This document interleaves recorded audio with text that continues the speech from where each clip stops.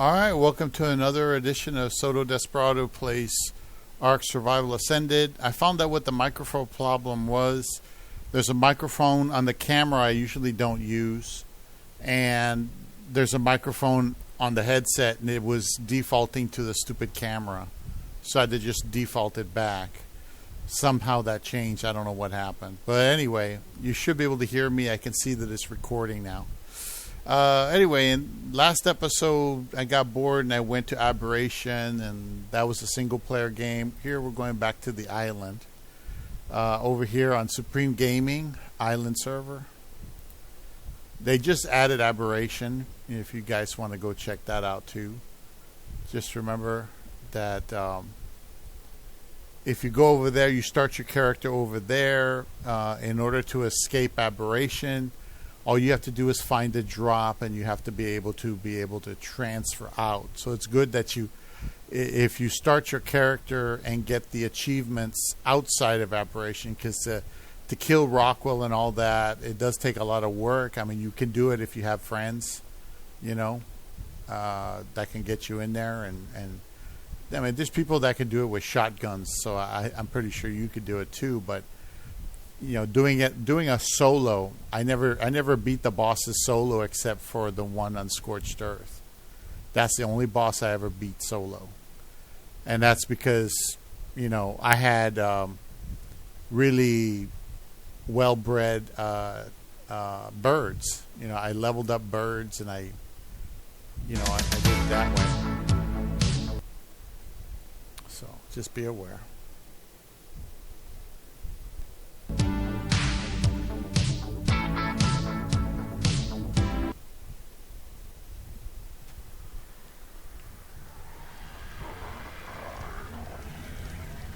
All right, we're cooking.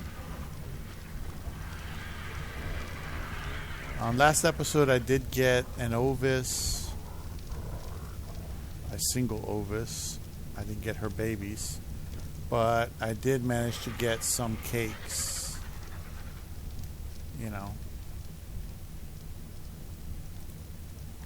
Some of those sweet cakes, which is what they like to eat.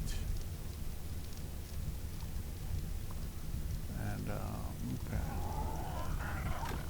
So I don't know if I'm going to do undersea adventure. Let me see what I got on these guys. I don't know where I left off last time.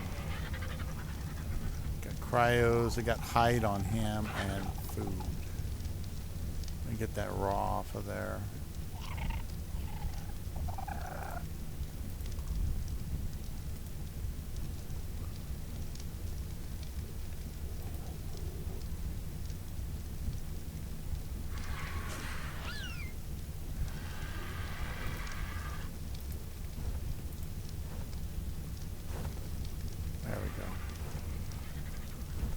Take care of some of it. I did manage to get a better Therizino saddle. I don't know where I put it.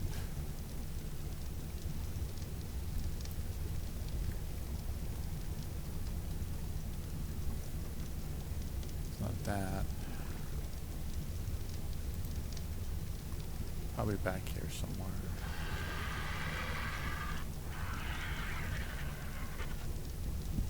Yeah, I managed to create a don't need this. Need that. I managed to create a shredder, one of those. It basically takes stuff apart, and that way you can get the materials out of it. Where's that Udi saddle? I got a freebie Udi saddle. It's iguanodon. I need an iguanodon saddle. Pelagornis is good.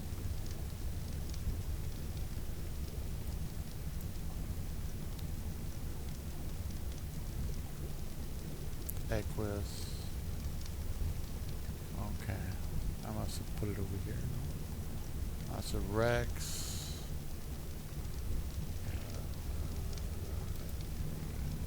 Got it recently. There it is. Udi saddle. See? I did get a Udi saddle, but I need a Therizino. Where's the Therizino saddle at?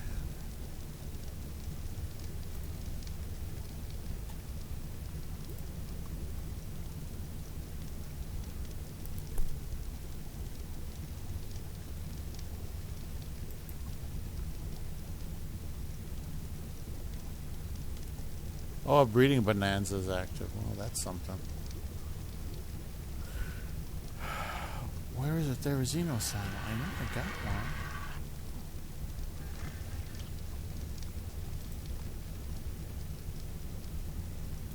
Nah. Oh, maybe it's over here because I put a bunch of shit in this new one. Is it in here? There it is. I knew I had one somewhere. That was a freebie from a drop. This Therizino. Oops. It's a weak Therizino, really. So, in reality, what you want to do is you want to put the best saddle you have. Normal saddle is 25 points. This one's got 76, so it'll be much more protective in case it gets attacked. Now, Therizino's excellent for a lot of things. It's a good all-around animal, but it's really good at getting you fiber and rare flowers from certain bushes. Yeah. Okay, I'll put this in there. The Pelagornis saddle, I don't know if I have a primitive on this one or not. What are you? 54 and this is 53. That's the same difference. Okay. I'll just keep it for the next Pelagornis. Here's the shredder here. So anything you don't want, you put in there. Iguanodon, Diplosaur. And you see, I broke it down. It gave me all this stuff. Turn on, grind all. See? Look at that stuff right there. Got a bunch of metal out of it, gunpowder. Turn off. There. You see that? You can also make fiber by putting wood in there, but yeah, doesn't matter.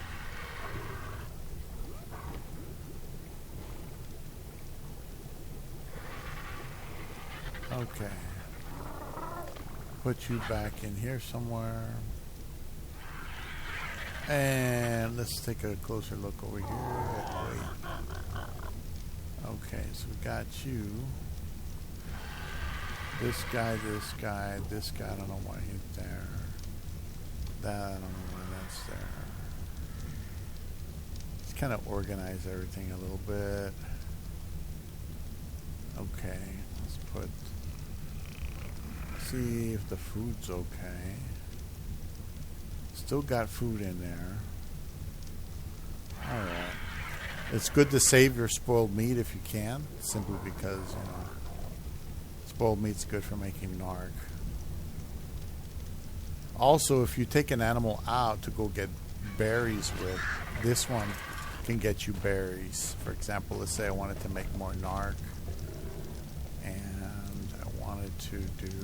put my clothes on. Oh, I lost the... let's see, do I have another one? I have an extra one. I'll just craft one. I like to have the good one on if I can.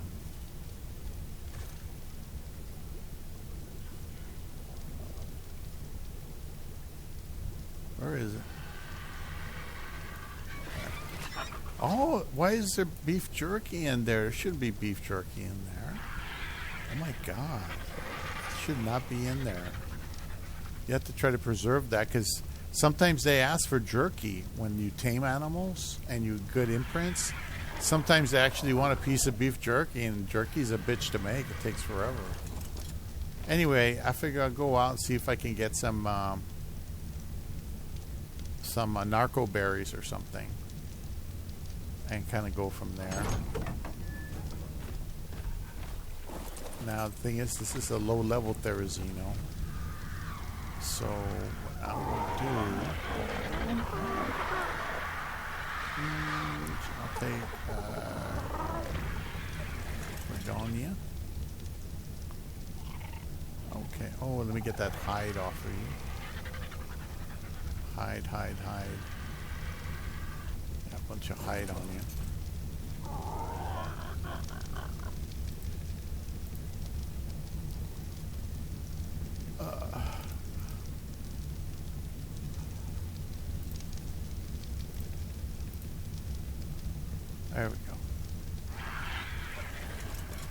I'll do,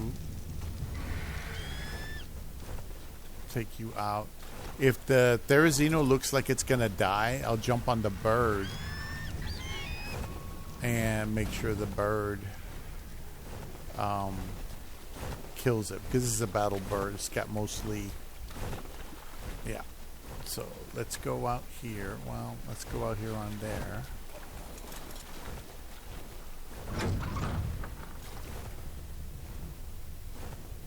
Let's see. Okay, here's one.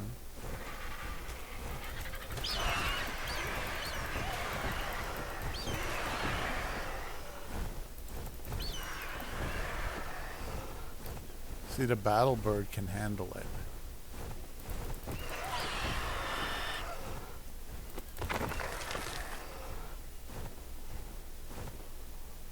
Battle bird can kill most things here that are a problem. That guy's base is still over there. No, baby. Just always trying to get on my belly. Always, always. I'm gonna miss you, baby. Anything happens to you. I miss my baby girl, Angel. She's a baby girl, Angel. She can do no wrong. She can do no wrong. She can do no wrong. She can do no wrong. There we go. So anyway, I got several videos lined up. There's a guy who does like male videos. Like, I wouldn't say macho male videos, but he does do male videos. And he's, about men.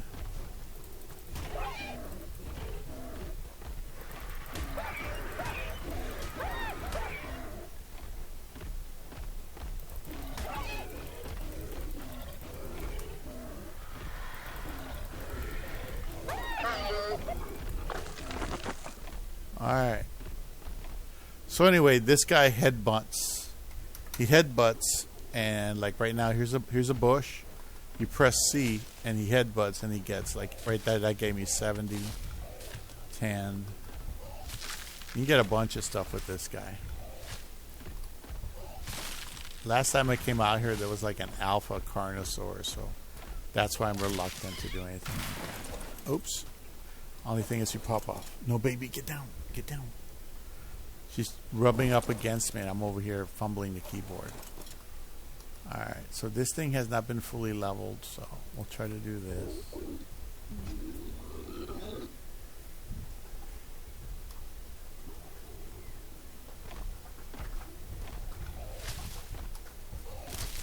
See? It's getting a lot compared to the other one. Oh, that's a level 56. Hyena baby. I don't do hyenas.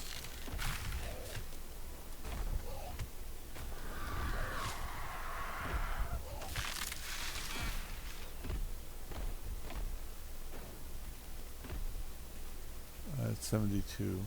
You don't want to hit those guys, because if you do, they'll attack you. Let's see. Let me get rid of the clouds and all that.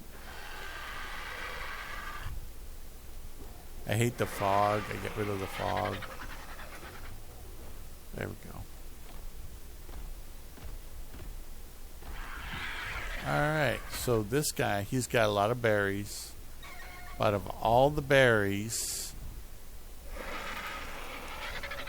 I'm not going to keep any of them except the narco berries. And we can keep the wood.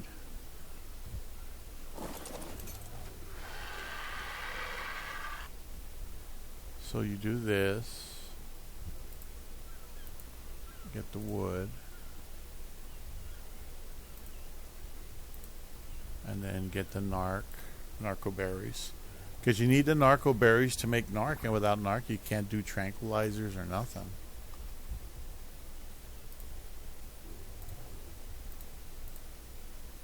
There you go. Now I saw one of those damn birds up here. Where is he? There he is. Hate that fucking thing.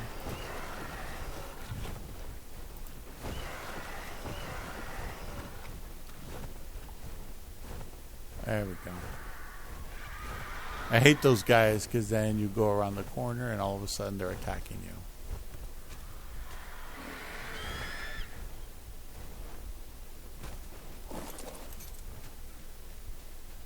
Okay, so the Therizinosaur should have no inventory. Theries are really nice. You can trap them. It's a bitch to tame them because you need a lot of narc. If you ever tame one of these motherfuckers, you better have a lot of narco berries to keep it asleep because their metabolism just bounces back like nothing. It's just incredibly fast. Come on.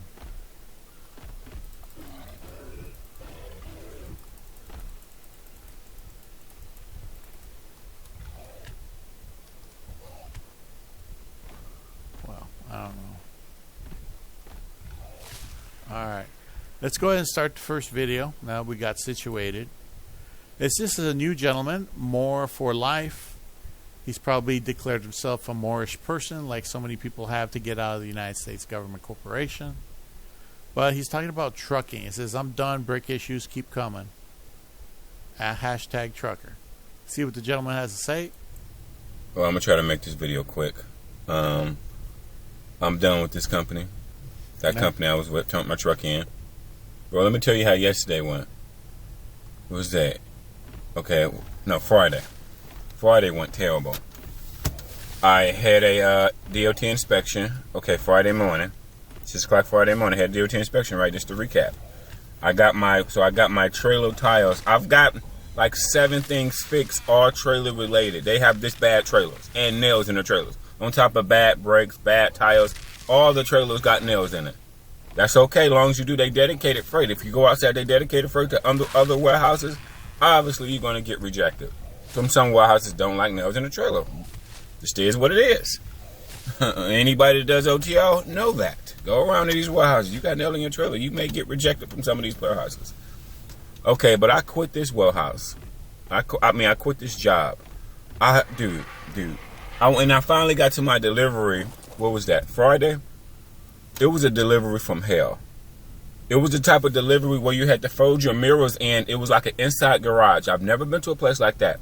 It was a very, very tight. You had to blindside back to get in the space. Because when I came in, came in the wrong direction. But that's the only direction you can come. So I blindside backed. That took 15 minutes. Because I kept getting up. Then I had to line it up perfectly. Because it was garage back. You had to go back inside the garage. 2 factors that can fuck you up in this garage. You got to open your doors once you're halfway in the garage. Don't open your doors before because you'll rip your doors off because it's that tight. And once you get back, so you get your trailer halfway back, open the doors. Then once you go back even more, you got to push your mirrors in. I've been with carriers for 4 fucking years. I ain't never been with a well. It's a level. You know what? That's tighter. That inside back is tighter than all my other backs I had. You know why? Because it's so easy for you to pull a door off or a mirror off. And it took me, bro, I'm going to tell you, it don't seem like it's that difficult, but it's, trust me, that difficult. It probably took me about 30 minutes to do this back. 15 minutes on that blind side, then another 15 minutes trying to get perfectly in this space. You have to back in perfectly because there's no room, okay? It's little room. If you do much on this side, too much on that side, your shit's going to be scraping, okay? Trust me, it's harder than I'm making it sound, okay? It's not like a normal tight 95. You got to do like a 90 back type somewhere else. You got to do. This harder than that. I got so frustrated. It took me a while to get to that space, okay? I ain't never been nowhere like that. I got so frustrated. They telling me I'm taking too long. They telling me I'm late. They start coming out yelling at me, and I'm like, nigga, do you not realize no warehouse is like this? I had to fold my mirrors in. I ain't never folded my mirrors in. At none of these warehouses, that warehouse was very, very unique. Only 1%. I've been around. I did reefer for multiple years. I did drive, and I ain't been nowhere place like that. I've been to Tyson, Pepsi, all these motherfuckers, all the major plants. None of them got shit like that. And then when you go like the Walmart shit's big. Now, the one thing about Walmart, you wait forever or whatever, but Walmart shit is big. You got enough space. Well, most big distribution centers, you got enough space. Costco's, Walmart, you got space there. I got so frustrated and mad, I walked out that bitch. I told my manager I couldn't do this shit because I felt like I was gonna pull a door off or I was gonna pull a mirror off. I got so frustrated and mad, and then once I finally got in the space, he told me I need to pull over. I need to go over something. This is what makes me mad. Imagine being in this position. They want you to go over like 2 inches. Guess what? It's hard for you to go over like 2 inches. Your mirrors are pushed in at this point. So you have no mirrors. You have to look out the window. Look out your window and try to do that shit. And then if you can't come up too much, you really need to come all the way up and go all the way in. Okay? But you can't come up too much. You don't know why, because you'll pull your doors off. I was so stressed and frustrated. That warehouse represents 1% of warehouses. I did reefer for many of the mega carriers. Okay, so I know what the reefer, the Tysons, all them motherfuckers, I know what they shit look like. The Smith Foods, the caves. I've been to the caves. I've been all around that bitch. I quit that motherfucker. I quit. And then I ain't get paid. And then on top of that, I ain't get paid. I told my manager, and then they closed at 5. So, fuck. Then I woke up the next morning. Okay, I told my manager I'll go back the next morning because they closed. When I left and got pissed off and left. And then what happened? I tried to go back the next morning. Guess what? I woke up and my brakes didn't work. My trailer brakes was fucked up again. I don't know. I woke up. My trailer brakes would not pump air. I couldn't move my tandem tires. I got my trailer, the same brakes I got fixed 24 hours prior. Woke up the next day and the bitches wouldn't move. I don't know. I dropped that trailer, bobtail back to their terminal. Fuck this. Because this would have been happening. I would have sat maybe waiting for that warehouse to open up all weekend. Plus, I need another repair to get the trailer tires fixed again.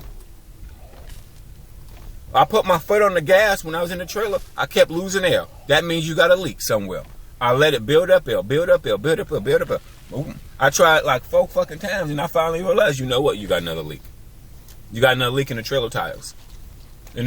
A leak again. Now. I mean, when you put your foot on the brakes and it drops air, trailer leak in the tires most likely. This happened to me multiple times. They trailers are fucked. 60% of their trailers need fucking work. I can't make no money, bro. I didn't even acknowledge your family I was and friends there. think you out there making money. You just out there sitting at a truck stop. Fucking theory. Breakdown. Fuck this, man. I swear I was going to take that trailer. I found that and drop saddle. it off and drop the tractor and trailer at their terminal. I dropped that motherfucking trailer, bobtail 200 miles and said, fuck this. Y'all niggas ain't pay me anyway. I ain't get paid. Friday came along. I ain't get paid. I called, hey, I ain't get paid. Oh, you didn't? Niggas would be thinking I'm running some type of scam. Nigga, see, I can't even tell people. They're like, nigga, you been getting paid and not at all. Know where you. See, if you don't know about the super egos and all these shady ass Chicago-based companies, you would know a nigga. Oh, me, you probably not lying. You're not lying. I ain't see some shit you can't even tell people because it sounds insane. You can't say you've been working and you're broken. One day you pay late. 1 week you pay late. 1 week you don't get paid at all. It just never comes through. And this is a corporation. They'll set up like a corporate company. The private niggas paid me better. Like, the one shady guy I was with, he just zailed me the money, but he paid me.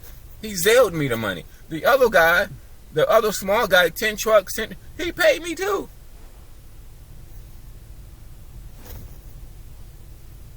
And both of these wasn't corporations. They were just private, independent people. They're not set up with all the 401k and this and that bullshit. And then one day I was driving with the trailers. The trailer started smoking. One of the trailers I picked up started smoking. I'm like, oh my God, what the fuck? I ain't making no money, bro. Shit, I'm back home delivering. Back home doing food delivery. Back home doing doing my ship and spark. I made more money with ship and spark than I did with trucking consistently. Trucking, the one thing I would say about trucking paychecks, at least with OTR, at least when you do OTR, it's inconsistent. Then the money is all over the place. It's not consistent at all. And then when you put breakdown in the variable, oh shit. You got to go somewhere else, sit at TA 3-4 hours, waiting for them to fix a tire here, bell here. It's just all over the place. See, they can stand repair bills. You want to know why? Because they're doing business at scale. So even if I'm always breaking down, they got 50 other drivers. They got 50 other drivers bringing in revenue. So even if they got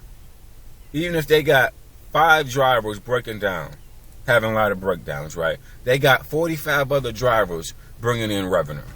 See what I'm saying? They can take a hit. We still bringing in revenue when we do delivery, but half the shit, it just depends on our loads. You know, we still bringing in revenue with a breakdown, but the guys without breakdowns are really up there. In my opinion, I fuck this, man. It's so much shit. This paychecks, my paychecks, like I said, and when you do OTR, it's inconsistent. I ain't financing no house. I can't say y'all niggas financing house. I ain't financing no motherfucking house. Yeah, no shit, bitch, brother. Please. Then I hear some of the super ego niggas. I tried, motherfucker. I tried to get a fucking house. Shit. Oh my god, I tried. I tried so fucking hard. Fucking Saudi. Jesus, I did. Saudi, but I'm done. I turned that truck in. It really pissed me off when you woke up and your trailer brakes wouldn't move. Oh, you fucking shitty. Here's the thing. Sometimes people do a repair, they don't do a good job. And it breaks again. Yeah. Whoever takes that trailer that I left, and when they go deliver it, they're going to be in the water working at how tight that shit is. They're going to be like, oh shit. Where you go when you got to push your mirrors in? Where do you go when you got to open up your doors once you're in the space? Niggas have ripped off doors at that warehouse. It's sad at a warehouse like this, they should have signage. They should have papers. Why some warehouses, they give you a paper. This their policies and procedures, like Walmart or similar. You know, here's the handout. This is our policies and procedures. This is what you do. Here. This warehouse, I know niggas has broken mirrors. I know if they ain't broken mirrors, I know they pulled doors off. Because if you forget to close your doors, if you forget to pull your trailer halfway out, close your doors, and you just pull out, you ripping your doors off. Because it ain't no room. It's no room for your doors to come out with you. It's that tight. Your doors have to be closed. It's just a hole. When these guys back up, they back up right into a fucking square hole. And it has to be perfect. 1%. I ain't been in no warehouse. Like I said, I've been to all the big brand warehouses with reefer. So has to be perfect. That's why I don't know if I could ever have done a trucking job, but I considered getting my CDL, but I didn't want to leave college. I was safe in college. I was learning, but the thing is, it just wasn't enough in the real world. No college learning is enough. You need a technical school or a trade school that shows you how to do shit online and hands-on. You have to be able to apply yourself.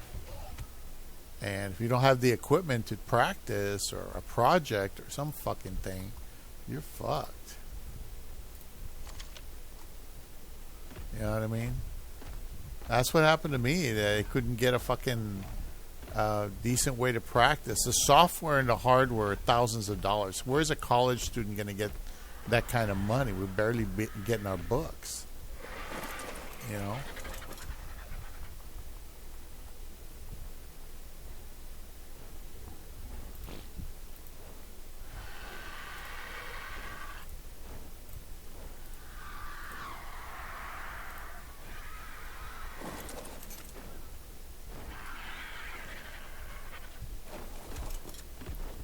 It's a lot better narc than the other stuff. Anyway, that's a good video. You sound like you're panicking a little bit there. Give you a thumbs up, brother. I'm going to subscribe to this nice gentleman, even though he panicked a bit there. He's got 721 subscribers. I am the 721st subscriber. Turning my truck in, it's over. Yeah, this is where he just said, fuck it. Okay. This is... Welcome back, Tribe. Have an episode here. Now, this gentleman is Legion of Men. I like this guy. He's very macho.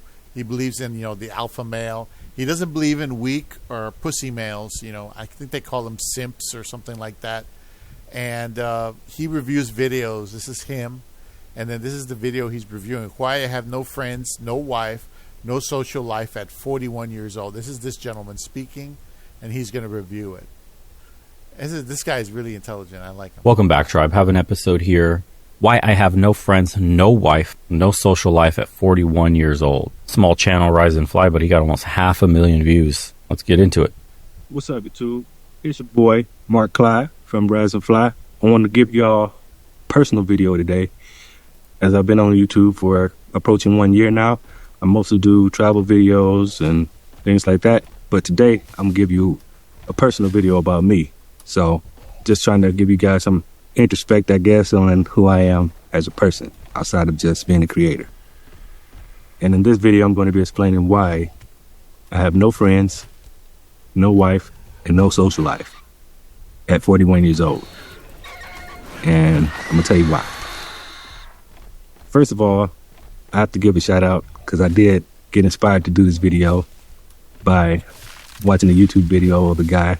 His name, I believe, is Let Him Know Zoe. And I was really inspired by the honesty that he had portrayed in this video. And it inspired me to open up as well and explain why my life is the way that it is right now. So the story kind of begins as a kid. Of course, when I was young, I was the only son. I had two older sisters, have two older sisters. One is 7 years older than me. One is 3 years older than me. And so growing up, it was just basically I'm the only boy in the house, you know, and I was the youngest also. So growing up, I kind of, you know, was alone a lot, you know, in my own room, doing my own thing, you know. Occasionally, of course, I did have family members come visit, cousins come by, you know, and, you know, family. But overall, growing up in the house, it was pretty, you know, lonely, you know, I was to myself a lot. So by the time I did end up going to school, I was kind of like, you know, I guess you could say shy. You know, I didn't know really how to interact and make friends very easily. So growing up, I had very few people that I associated with in school. And eventually I did meet some people on my block and became friends with throughout school, middle school and high school. And even then, though, I never really liked the big crowds of people. You know, I don't know if that had to do with me coming up in a household the way I did, always by myself, but I just never gravitated towards large crowds of people. So whenever I did make friends, it was usually like I just wouldn't let myself easily, you know, open up to a lot of people. So I might have had, like, growing up, I would say total maybe like 3 friends.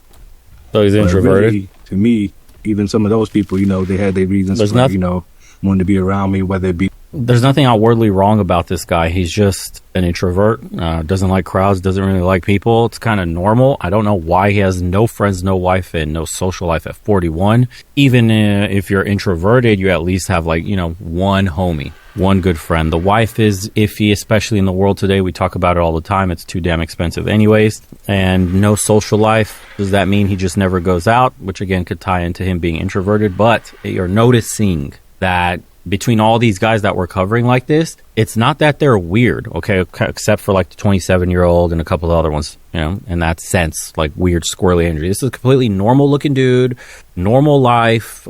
He speaks well on camera. Nothing strange about him. Like, this is a guy you could just have a conversation down the street when you're grabbing a coffee, bullshitting about what the latest football team did or the weather or whatever else is going on in the world today, because life's crazy. But you would never suspect anything wrong. Like, this guy would be completely lonely with no friends, no wife, no social life whatsoever. A lot of this stuff is self-inflicted, guys. Some of you may call yourselves introverted, but I was in a similar way until I started hanging around different people that weren't actually draining the life from me. Sometimes you're just surrounded by snakes. Sometimes you're surrounded by people that aren't actually your friend. You're surrounded by these people because you crave some form of connection, but they're not the best people to have around you. That has happened to me before, hanging around the wrong groups. And being around people like that is extremely draining, and it makes you want to swear off the entire social scene altogether. But when you meet real ride or dies, real people you could be brutally honest with, men that you respect, you have your own tribe, your own brotherhood, There is nothing like it in the world. You would bleed for them. You would die for them. Take a bullet for them. They would do the same for you. Likewise, you could talk to your boys, the real ones, your brothers, man. There's a huge difference between having a really good friend and like a ride or die. This is my brother that you can call at any time, no matter how long it's been since you've talked, and pick up right where you left off. No problem whatsoever. Talk to them about the most intimate parts of whatever it is that's going on in your life. Have somebody that will give you advice that you respect, isn't afraid to tell you the truth, will be brutally honest with what you need to hear, making sure you're doing good. And it's no strings attached. Brother, I love you. I just want to see you do well. I'm going to have to be brutally honest about your situation right here. Here's where the fuck you're going wrong. I need you to listen. Don't be an idiot. You're making this mistake. Bam, bam, bam, bam, bam. And you get set straight by your boys like that.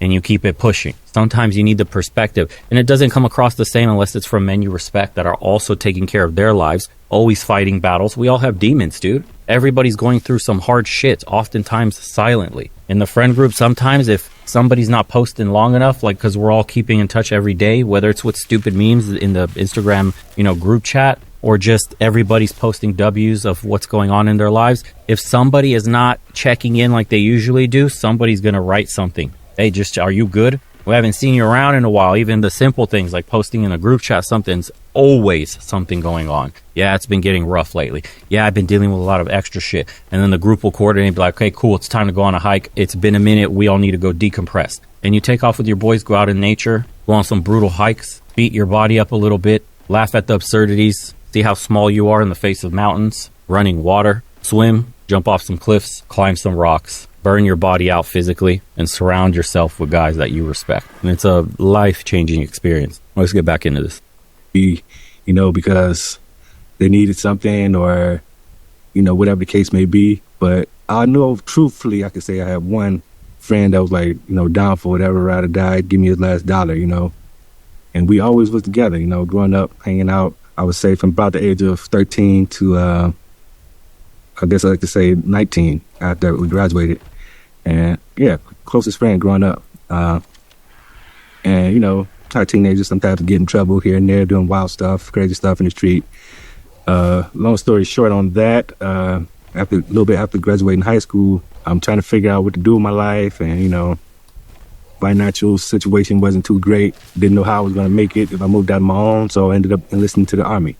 Once I got in there, the one friend that I had, we still talked occasionally on the phone, but, during like boot camp, you can't talk on the phone at all. So it's like no connection with anybody from the outside world.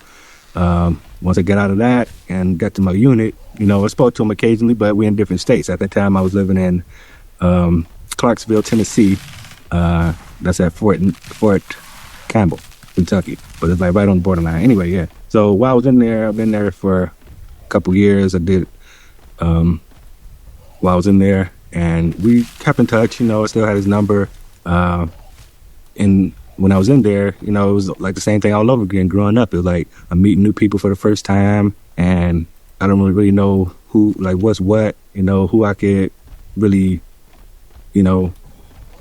trust, I guess. So I guess you got to put yourself out there a little bit. So in that case, I did meet some people in my unit that I hung out with, but I can't really call them like, I wouldn't say they was like, my friends growing up, of course. It's people I just met, and we going overseas, getting deployed pretty much right after I got out of basic training, got deployed to go to Iraq as soon as I got to my first duty station. So all these people I'm meeting just for the first time, and, you really want to make sure you surround yourself with real people that's going to stand by their word, because these are people that you're going to war with, and you never know what's going to happen over there, and you might need people. Of course, you're going to need people when you get in a bad situation. So anyway, I did have a couple people that we hung out with on a regular basis, there. Just, we had to stay tight because of the situation we was in. And I did get close to some people, I could say. Unfortunately, in a short period of time of being over there for just 1 year, a lot of things happened. You might meet people that you been got close to, and now things happen where, in my case, see some people not make it back, while you're over there. And, people that you might have gotten close to, and something happened to them, and it just made me feel like I was kind of traumatized when you tell people a lot about yourself, you get to know people, and next thing you know, they're out the light because they've been taken from you in various ways. In this case, killed at war, and that really kind of did a number on me too, in a way, like where I felt like I didn't want to get too close to people because I, might end up losing them, So fast forward I was over there deployed for a year. I get back, thankfully, no loss of limbs or legs or anything like that in one piece. So I get back home to my hometown, Detroit, Michigan, and I see my friends I grew up with, some friends. At least the one guy that I spoke about as being my main ride or die friend, I still had him when I came home, although other people had also passed away when I got home from things that just happened in the city, bad situations, crazy things. So the couple people that I could call my friends still left on the block. Two of them was gone from, street life, getting murdered in the city. Yeah, his situation sucked. So you got your friends involved in the street life in the city. Obviously, not a high chance of survival depending how deep you are in it. Then you go off to war. You're shipped off, right after boot camp. And the people you were making friends don't come back with you. So at this point, especially with the childhood he had, where he's already naturally inclined to be introverted, it leaves a sour taste in your mouth, and that's putting it lightly. What's the point of making friends? He probably questioned himself. Every friend I do make ends up dying. I don't want to get close to anybody. It hurts. You're sharing, you're bonding, you're trusting, and then either they get taken from you, whether you're overseas at war or at home on the streets. So, yeah, dude, his situation sucked, and that's putting it mildly. But the message will always have to be the same. Yes, this happened to you, but you cannot let it define you. No matter how painful it is and how much it hurts, you have to understand that you are not your circumstances. The circumstances don't make the man. The man makes the circumstances. So isolating yourself like this, although we all can relate and why it would seem natural to turn into a hermit like this, isn't the correct response, because you are suffering in isolation. You do feel lonely. You would like to have a connection, all right? But it's the fear of loss. It's the fear of connecting and every other, negative emotion that he has swirling in his head due to his experiences that's stopping him from living a full life, which he otherwise could. That's what you guys have to understand. Let's keep going. And accidents, vehicle accident. One guy got killed by a car, and the other guy got shot on New Year's Eve, my other friends. So then I only had one friend. And at that point, it really made me, after coming out the military and losing people there and losing friends I grew up with, it really made me start feeling more, standoffish. Like I didn't want to associate with people or let people get too close to me out of fear, kind of. So shortly after I got back home to Detroit out of the military, at the time, the situation pretty bad there, with the economy. It was like, 2004. It just started getting bad, like, the United States, as you guys know, with the recession and all of that. So wasn't really no opportunities in Michigan at the time. So I ended up moving to Florida because my mom, she found a job here because, situation up there, people getting laid off. She worked for the airline at the time and came down here, found a job here. And when I got out, she said, yeah, you should come down here to Tampa, Florida. So that's where I ended up moving to, about a little less than a year of coming back out the military. So around 2005, I moved down here to Florida.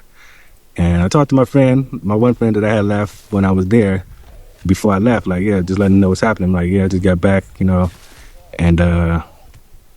it's hard to find things here, man, still trying to figure out what to do with my life. I did manage to save a little money while I was in the military, but not enough really to, get out on my own because, I couldn't find a steady job there to support what I need to do to move out on my own. So that's when I told him, yeah, I'm kind of thinking about moving to Florida. I think I'm going to move to Florida. I heard there's more opportunities there. I'm going to put my mom there, and I don't know how to feel about when he told me this. He was just like, look, man, why you going out to Florida, man? It ain't going to be no better there for you either.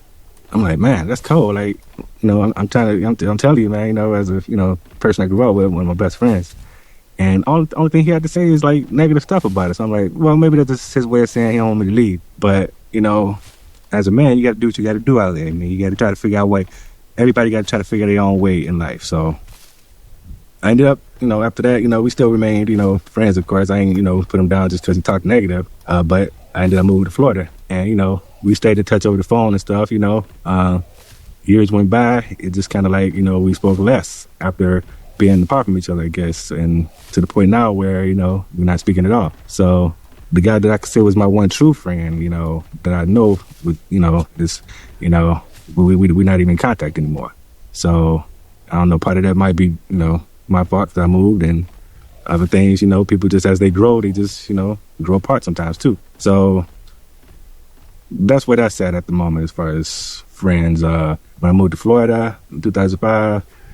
Yeah, and by the way, in the United States, in the West in general, it's really hard to make friends as an adult unless you put in the effort. It just doesn't fall in your lap. We're used to just going to school, being forced around people. The reason you were making friends as a kid or when you went to college or in the military is because you're forced into a situation where you're surrounded by other people doing something, whether it's going to school or boot camp, learning a trade, whatever it is. So for the guys that are feeling lonely and disconnected like this, you have to put yourself in these positions, these groups. You know the easiest way that everybody can get access to a group of men that are on the right side of life and pushing themselves? MMA gyms, kickboxing gyms, boxing gyms, combat sport gyms are like the last mecca of masculinity for men today. Believe me, they will take you in with open arms. You could be an absolute noob, don't know how to throw a punch. You could look weak and frail and absolutely pathetic. They're not going to judge you negatively. The fact that you stepped into gym puts you far ahead of most normies that have never trained at all. And you will create a brotherhood so fast. You will be surrounded with people either on your level, who used to be on your level, or far beyond your level. That's going to encourage you and want you to keep coming back.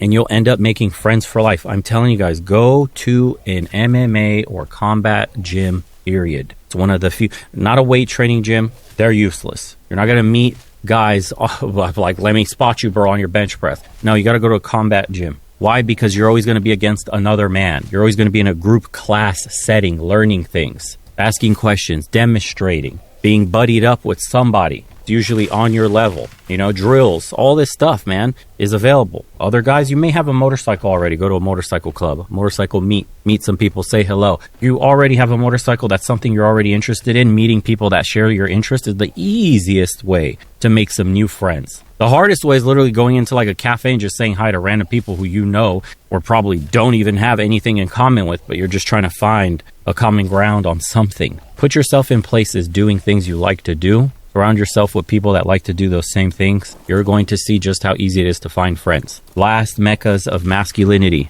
in the West are combat sports gyms. That's why I highly recommend them. Other than that, making friends is damn near impossible unless you're reaching out, actively doing something. Guys, you will be at risk of dying alone. No friends, no wife, no social life, because these open doors you can't even foresee. All these are tied. No friends, no wife, no social life, because if he had friends, he could be going out, having a social life, grabbing a drink with the boys at the bar, where he then gets goaded on to talk to that group of hot girls, and one of them actually gives him her number, and now he's got a date going on, or the entire group of 3 girls and him and his 2 other boys all chat up at the bar, have a good time. Sure, you're going to strike out 9 out of 10 times, but the one time you may not. And now you build a little roster of like loose friends. Like, oh, those girls want to go out again. Oh, that one girl who gave me her number that one time. Oh, I got a date with her. Oh, then things like that keep happening over and over again. It's a snowball effect. Not all the connections will be strong, but eventually you get a good thread to pull on. And those threads are the ones that change your life. People come and go in your life all the time. Why not put yourself in a position where there's more people coming than there is going? That's what I'm saying, guys. I really came down here just to try to, figure out how to get on my feet and get out on my own, because at the time I'm living with my mom and my dad, So I meet people at work and stuff, but after everything that happened, from losing people growing up and losing, people that I became close to in the military, I just kind of stopped associating as much because I don't know, I guess out of the fear of getting close to somebody and then losing them, I guess. And that has, I guess affected me in a number of ways, probably mentally. So it was just difficult for me to bring people closer into me again and, enough to make them friends, I guess. And so I did end up meeting people while I'm here in Florida. I did get into a relationship with a female for a number of years. And then I guess you could say we became friends. We were friends as well as lovers. And this brings us to the second point why I don't have a girlfriend or relationship at the moment.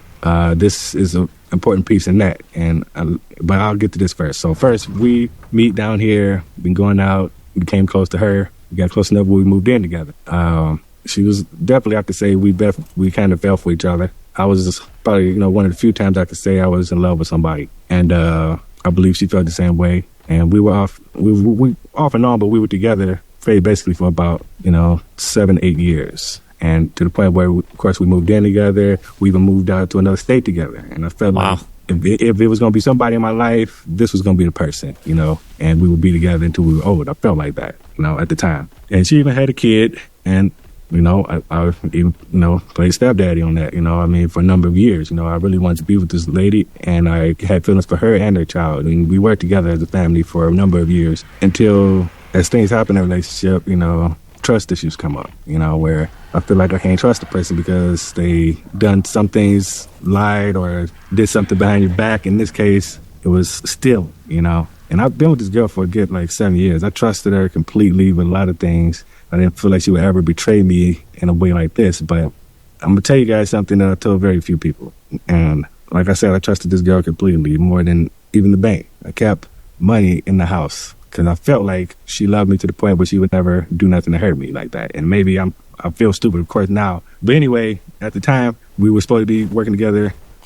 Let this be a lesson to all men. When I tell you guys, never, ever, ever, ever date a single mother. Period. That is not your kid, not your business, not your responsibility. Tell them, get back with the baby daddy. She owes you no loyalty, just to her kid. And the baby daddy is always going to have this unbreakable pull in her life, no matter what you do and how great of a man you are, because that's the father of her children. Boy. Towards a unified goal and save money so we could better, have a better future, of course, and be together. And I thought we was working together, but turns out she ended up getting a job and meeting people there, and, they get in her head and tell her stuff like, whatever. Anyway, enough stuff to get her to go in our bedroom closet that we shared, search the closet, because, we were saving money together. And she literally takes money from me after 7 years of being together. So-called love, right?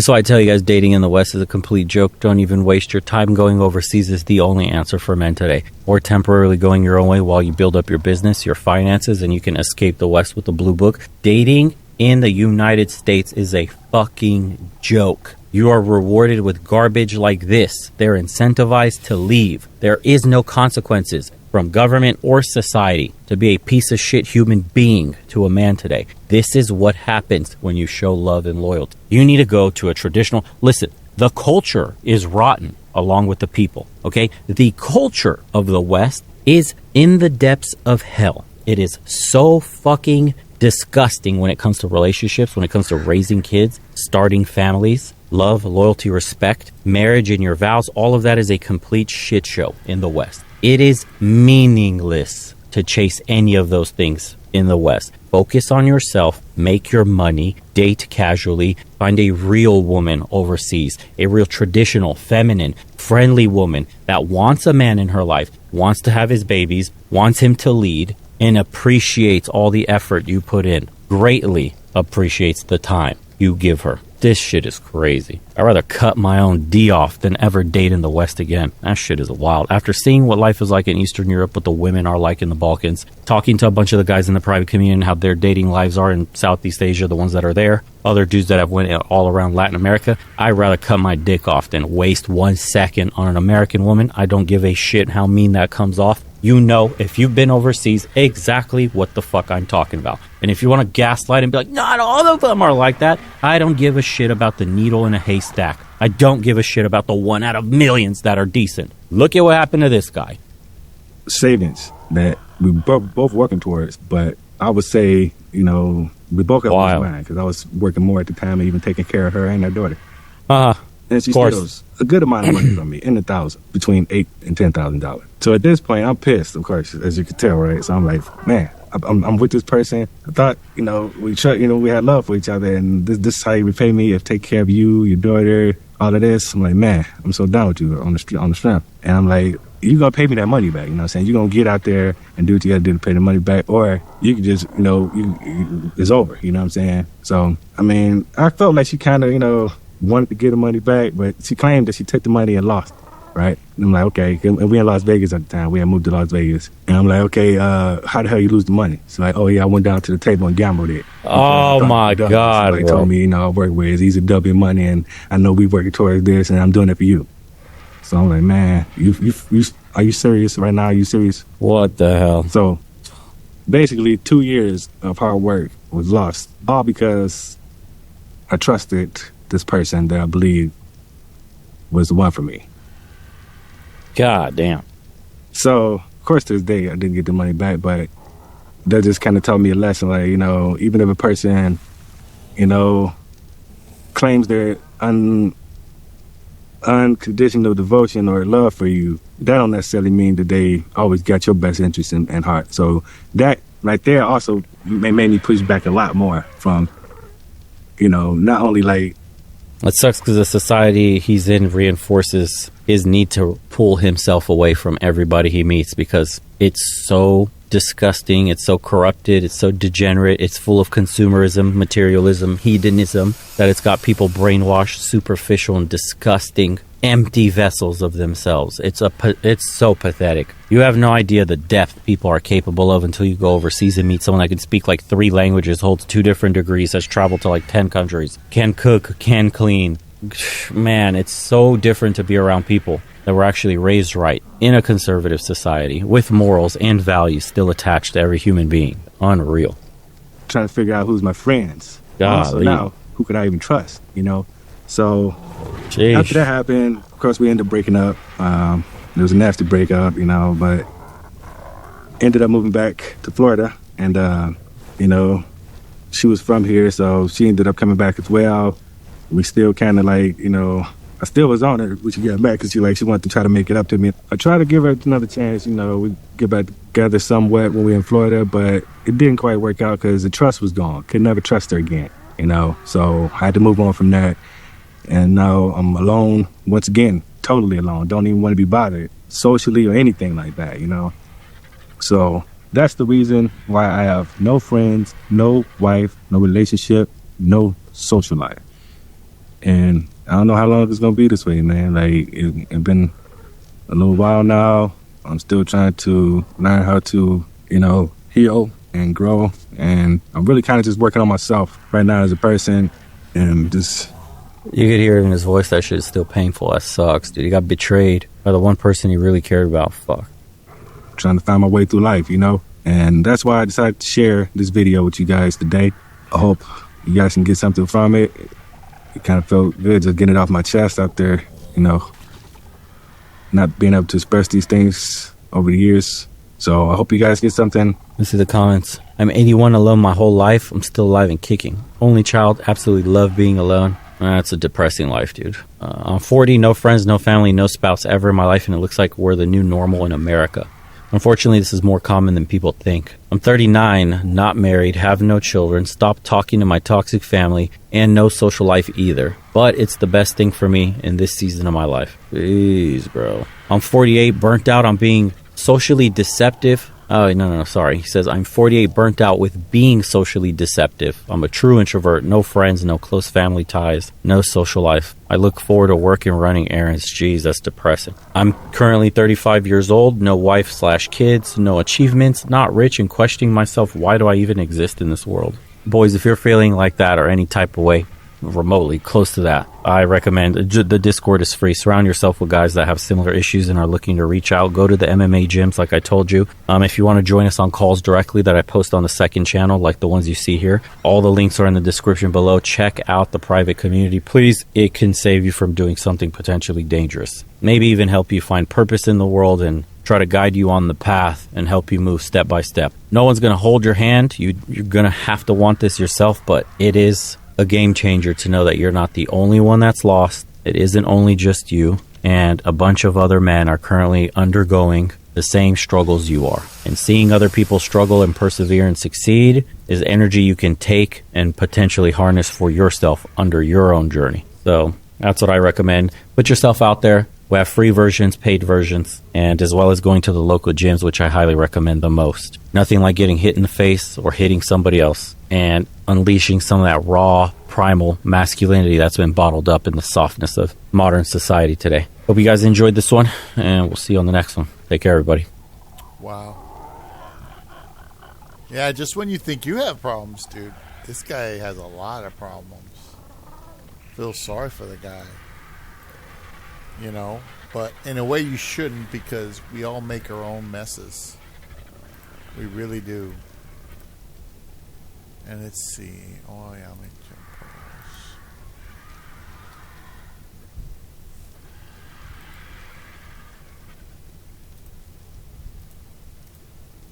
Okay. So I'm trying to make that item. I need 1,500 pearls. And I need 500 electronics, so I guess what I could do is turn this on, start making electronics. There we go. Start getting that done.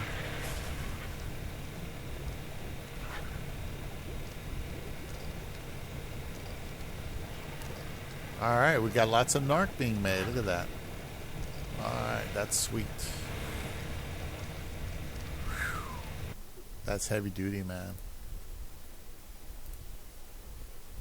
Yeah, I mean, I wouldn't say I grew up alone. I was alone for a while. Then my sister came in, but my sister and I were never close. So I'm naturally introverted, and I'm just a video gamer, and I don't really socialize. I don't care about friends. Even people who are nice to you just want something from you. There's no such thing as a giving person. Everybody's selfish and cold and cruel and corporate.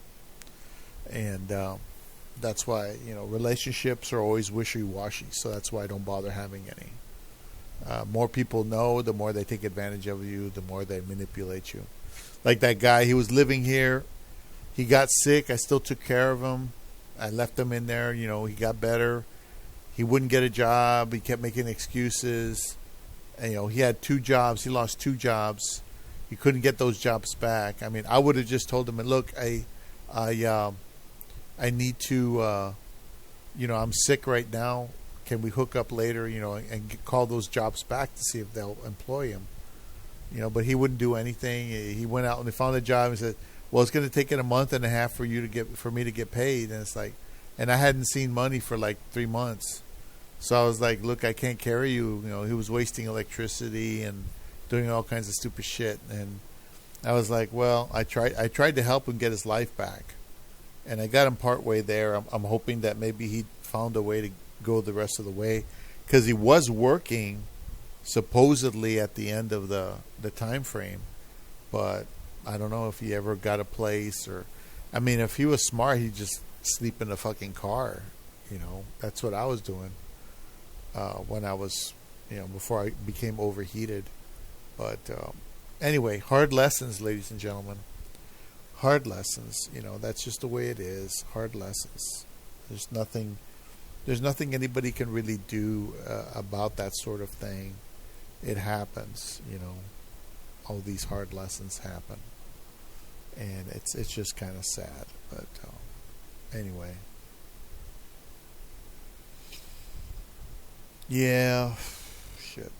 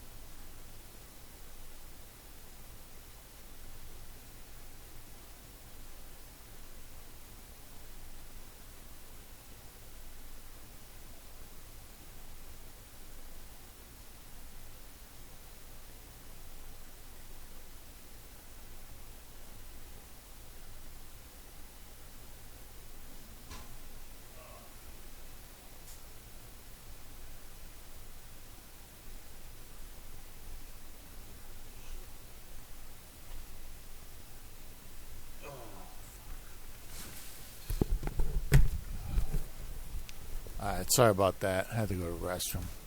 I'm getting triggered just listening to this kind of stuff because it pisses me off and takes me back. But anyway, I'm going to go ahead and end the video here, and I'll just go ahead and continue base maintenance here.